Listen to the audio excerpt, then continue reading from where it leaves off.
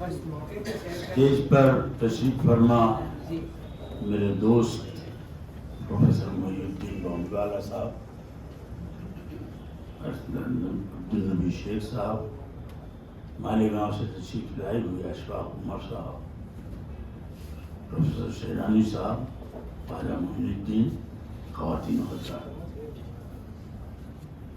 یہ تو ہمارے بشر صاحب کی عادت ہے کہ بڑا چڑھا کر باتیں کرنا پڑتا، ورنہ مجھے کچھ ہے نہیں۔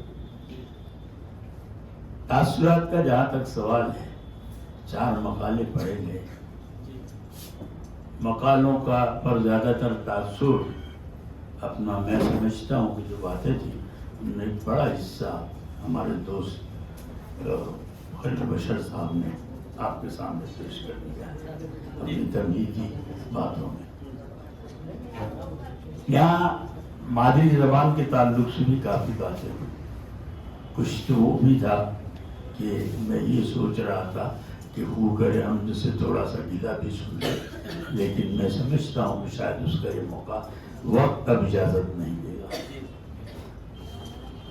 مادری زبان کا جہاں تک تعلق ہے، مجھے کبھی کبھی گلار پکار کا ایک شعر بہت یاد آتا ہے کہ نہ اردو ہے زباں میری نہ ہندی ہے زباں میری، نہ اردو ہے زباں میری نہ ہندی ہے زباں میری، زبان مادری کچھ بھی نہیں گونگی چھپا میری۔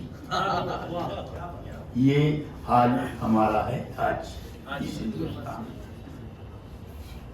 جہاں تک زبان کا سوال ہے، ایک بات جو عام طور پر وہ لوگ جو بظاہر اردو سے محبت جتاتے ہیں، لیکن میں سمجھتا ہوں کہ جو باتیں کرتے ہیں، پرچار کرتے ہیں، وہ ایک دشمن کا کام ہوتا ہے۔ میں نے اکثر دیکھا ہے کہ جب ہم اردو پر بات کرنے کے لیے بیٹھتے ہیں، سب سے پہلا سوال یہ تھا اردو پڑھا کریں کیا، کہیں روزی روٹی سے جڑی ہوئی تو ہے نہیں۔ اور یہ بات عام آدمی نہیں، بڑے سے بڑے بیرس جو ہیں آئی ایس کیڈر کے، جن کو ہم مانتے ہیں کہ ابھی عمر فاروق صاحب نے کہا نا کہ اشفاق فاروق صاحب نے کہ سب سے مشکل امتحان ایک میں آپ کو ایک واقعہ بتا رہا ہوں۔ ایک بار مولانا آزاد نیشنل یونیورسٹی کے اوپن یونیورسٹی کے وائس چانسلر یہاں احمد آباد آئے تھے کسی میٹنگ میں، اور ودیا پیٹھ کے وائس چانسلر نے کہا بھائی اردو کے کچھ لوگ جو تعلیمی میدان میں کام کر رہے ہیں انہوں بلا بیٹھیں گے، کچھ باتیں ہوں گی، کھانا وانا کھائیں گے، بہرحال کچھ لوگوں کو بلائیں گے۔ میں نام نہیں دینا چاہتا، ایک صاحب جو بڑے، جن کو ہم کہہ سکتے ہیں کہ بڑے سرکردہ لوگوں میں تھے، آئی ایس بھی ریٹائرڈ آئی ایس آفیسر تھے وہ، اور ایک بڑے ادارے کو ریپرزینٹ کرتے تھے، انہوں نے بیٹھتے ہی سب سے پہلی یہ بات کی کہ صاحب آپ یہاں اردو کی بات کر رہے ہیں، لیکن اردو کہیں روزی روٹی سے جڑی ہے ہی نہیں، آدمی پڑھ کے کیا کرے گا۔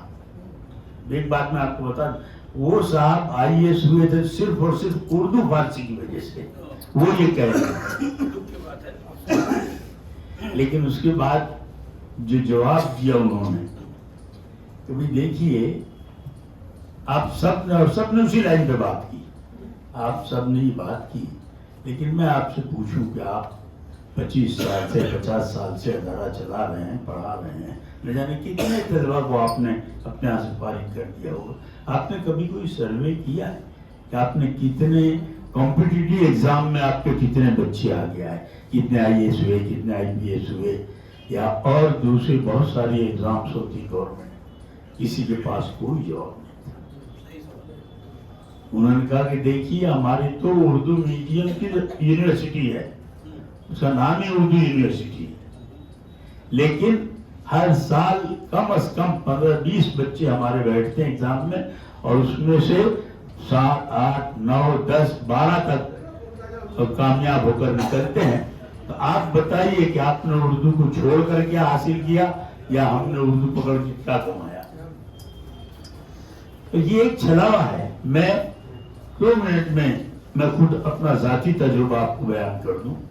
میں نے پرائمری اسکول اردو میڈیم میں پڑھا، اس کے بعد گجراتی میڈیم میں گیا، اس کے بعد انگلش میڈیم میں گیا، بدلتا رہا۔ میں نے گورنمنٹ کی کمپٹیٹیو ایگزام دی، اس میں پاس ہوا، انٹرویو میں پاس ہوا، مجھے سلیکٹ کیا گیا. مجھے کبھی کسی نے نہیں پوچھا کہ سبجیکٹ کیا تھا، تم نے اردو پڑھا تھا کیا پڑھا. حالانکہ میرا اردو، فارسی اردو میرا مین سبجیکٹ تھا، بی اے میں بھی اور ایم اے میں بھی. اور ایم اے میں جب ہم لوگوں نے ایگزام پاس کی، پوری یونیورسٹی میں اس وقت 8 اسٹوڈنٹ فرسٹ کلاس تھے. بینک آف انڈیا نے یونیورسٹی سے 8 گریجویٹس منگوائے اور ان سب کو سامنے سے انوائٹ کیا اپنے یہاں سروس کے لیے. تو کیا گنوایا ہم نے اردو پڑھ کر؟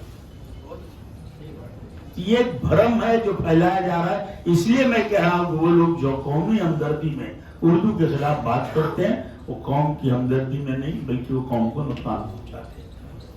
اس بھرم میں سے آپ باہر نکلیے.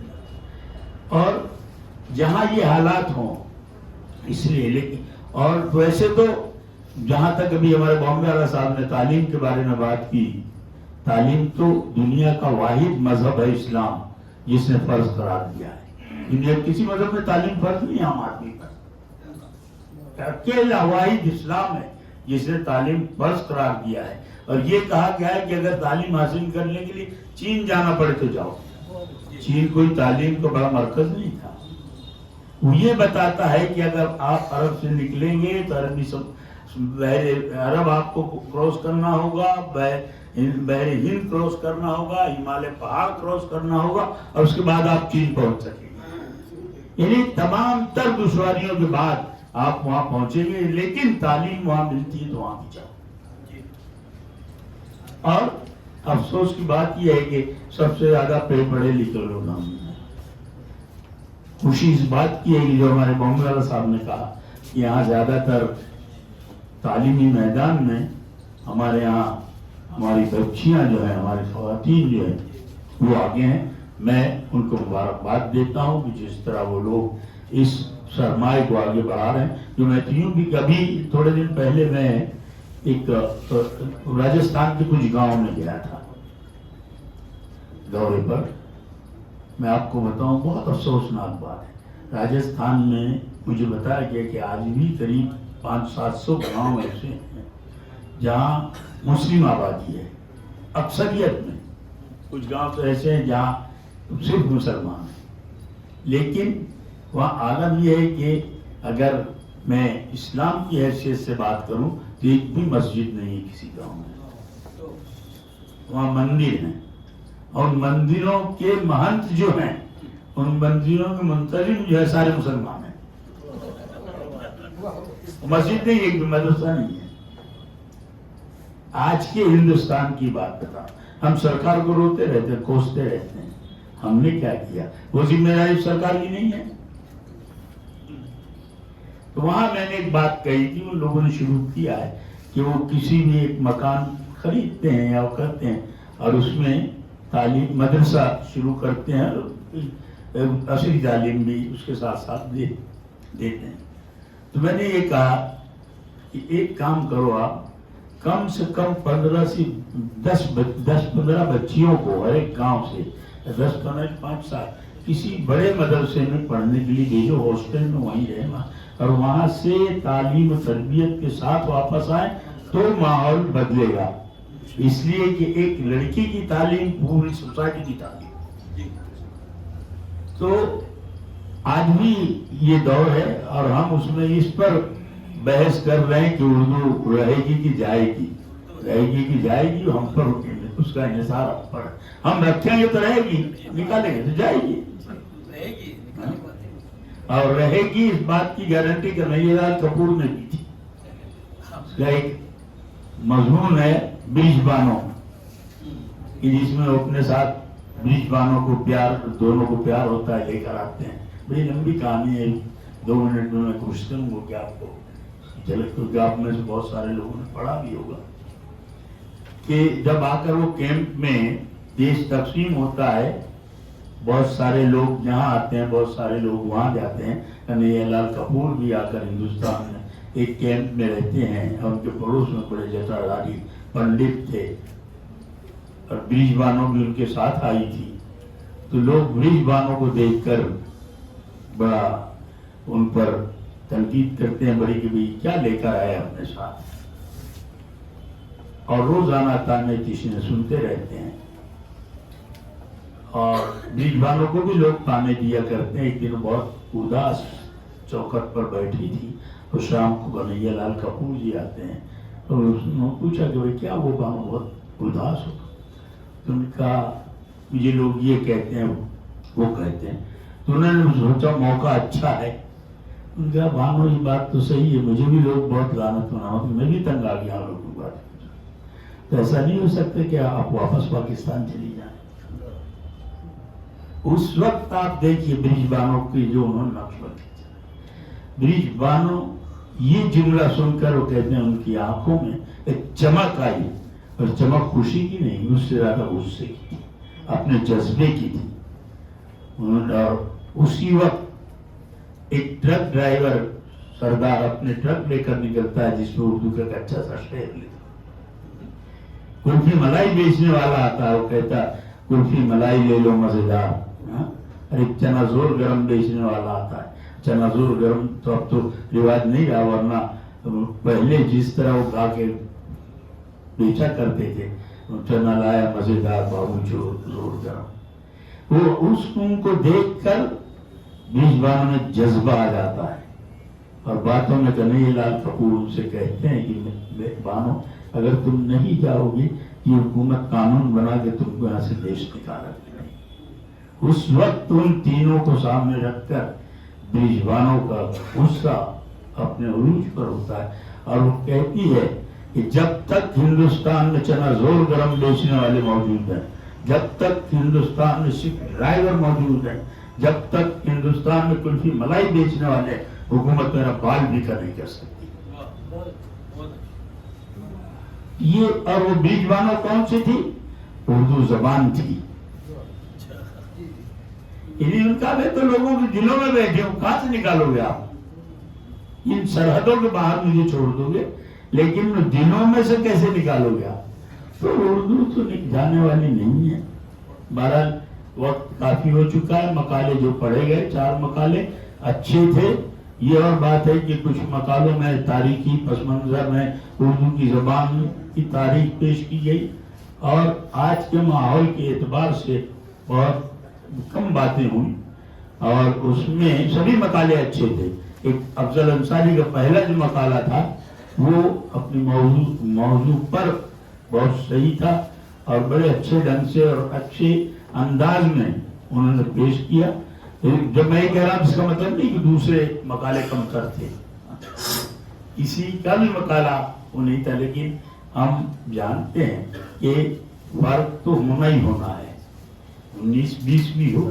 تو یہ مقالوں کا یہ رہا معاملہ. اس کے بعد میں مبارکباد دوں گا جناب ہمارے ولی محمد خان صاحب کو کہ انہوں نے اردو کے لیے اتنی محنت کی، اور آپ تمام کو ایوارڈ دیا، ٹیچرز کو دیا، اسٹوڈنٹس کو دیا. اور یہ اس لیے دیا کہ اس سے آپ کی حوصلہ افزائی ہو اور اردو کو آپ اپنے سینے سے لگائے رکھیں. ایسا نہ ہو کہ کتابیں لے جا کر آپ اپنے کہیں الماری میں ڈال دیں اور پھر بھول جائیں کہ کیا کتاب تھی. اور مجھے بھی بہت سارے ٹیچرز کو ایوارڈ دینے کا موقع دیا انہوں نے، میں ان کا شکر گزار ہوں. ساتھ ہی ایک بات کی خوشی مجھے یہ ہے کہ فوزیہ صاحبہ جو آئی تھی، اور مجھے اس بات کی خوشی ہے کہ انہیں میرے ہاتھوں انعام دیا گیا. وہ اس لیے کہ میں مانتا ہوں علم تو بڑی چیز ہے، ہر کسی میں آ جاتی ہے، لیکن علم کے ساتھ جو اس کی عین مقصد ہے انسانی مزاج کو سمجھنا اور انسانی خدمات کو اپنے اخلاق کو اونچا رکھنا، ایک سوشل سروس کا جو کام کرتی ہیں، اسٹوڈنٹ سے لگاؤ رکھنا، ان کے پرابلمس جاننا اور اس کا حل نکالنا، یہ بہت بڑی بات ہے. اور میں گزارش کروں گا تمام ٹیچر حضرات سے کہ اس میں وہ خود اپنے آپ کو اس میں شامل کریں، کیونکہ مجھے معلوم ہے کہ پرائمری اسکول سے لے کے کالج یونیورسٹی تک ہمارے زمانے میں جو ہمارے پروفیسر یا استاد ہوا کرتے تھے وہ صرف پڑھاتے نہیں تھے، ہماری زندگیوں میں بھی جانتے تھے، ہماری زندگیوں میں بھی ان کا عمل کا اثر رہتا تھا. یہ اور بات ہے کہ آج ہم اس سبق کو بھول گئے اور میں اس میں اپنے آپ کو بھی شامل کرتا ہوں. بہرحال کیونکہ غالب نے کہا تھا نا کہ سخت مشکل ہو آدمی کو بھی میسر نہیں انسان ہونا بس کہ دشوار ہے کام کا آسان ہونا بس کہ دشوار ہے کام کا آسان ہونا آدمی کو بھی میسر نہیں انسان ہونا. اگر اللہ ہمیں انسان بننے کی توفیق دے دے تو میں سمجھتا ہوں یہ سب سے بڑا عطیہ ہوگا. اور باتیں تو بہت کچھ کرنا چاہتا تھا میں لیکن وقت اجازت نہیں دیتا اس لیے میں دوبارہ جناب ولی احمد خان صاحب اور ان کے رفقائے کار کو مبارکباد دیتا ہوں اور خوشی اس بات کی ایک مسلسل اس قافلے کو لے کر چل رہے ہیں. اللہ اس منزل تک پہنچائے اور اس منزل تک کہ جو منزل کبھی نہ ملے. اور آخری میں غالب کے شعر پر کہ ہے کہاں تمنا کا آخری قدم یارب ہے کہاں تمنا کا آخری قدم یارب میں نے دشت امکان کو ایک نہ چھپا پایا آگے ایک نہ چھپا ملتا جائے. آپ کا کارواں آگے چلتا رہے. انہی باتوں کے ساتھ آپ حضرات کا شکریہ ادا کرتے ہوئے